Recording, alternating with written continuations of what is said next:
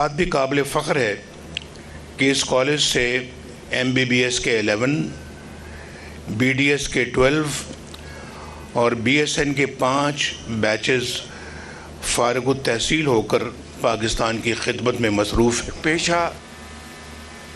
पेशा मसीहाई है और आपने अब अमली मैदान में जाकर दुखी इंसानियत की खिदमत करनी है।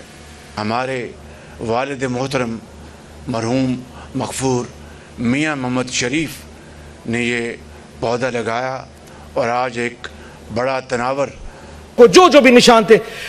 5 बजे रात को कौम ने सोचा कि हमने अपना फर्ज अदा कर दिया।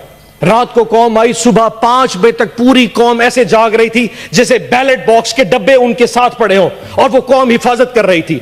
नमाज पढ़ के कौम जब सोई तो 9 बजे उठी तो फिर निजाम उल्टा था। जो सीटें हम 136-40 तक जीत चुके थे वो वापस 100 पे आ गई और आज वो सीटें कम होती होती 93 पे पहुंच चुकी हैं। ताज साहब, आप तो अपनी रोते हैं सर, हमारी सुनिए कि जिन लोगों के पास फॉर्म 47 इशू हो गया, फॉर्म 45 तो प्रिजाइडिंग ऑफिसर से लिया ही नहीं गया। रिटर्निंग ऑफिसर ने बगैर फॉर्म 45 देखे फॉर्म 47 के रिजल्ट इशू कर दिए। फैसला पहले हो चुका था कि किसको किस औकात पे रखना है। हमारी औकात भी डिफाइन कर दी, लेकिन हमारी औकात से हम बाहर निकल चुके थे। फॉर्म 47 इशू कर दिए गए सर। उसके बाद कैंडिडेट्स को कहा कि अगर तुम लोगों ने नून लीग या IPP जाना है तो जाओ, अगर नहीं जाओगे तो फॉर्म 47 भी चेंज कर देंगे, तुम्हें रिकाउंटिंग में हरवा देंगे। 10 से ज्यादा हमारे MPAs इस वक्त नून लीग को ज्वाइन कर चुके हैं। सिद्दीकी साहब, इरफान सिद्दीकी साहब, 10 से ज्यादा हमारे आजाद PTI के इंडिपेंडेंट जो हमारी टिकट पे निशान नहीं था उनके पास, जो जीत के इमरान खान की फोटो लगा के आए थे, वो इस वक्त आपके कैंप में बैठे हैं। ये कौन सा कानून है? ये कौन सा एथिक्स है? वोट इमरान खान का लिया 10। अफनान साहब बैठ जाए, तकसीम रखें।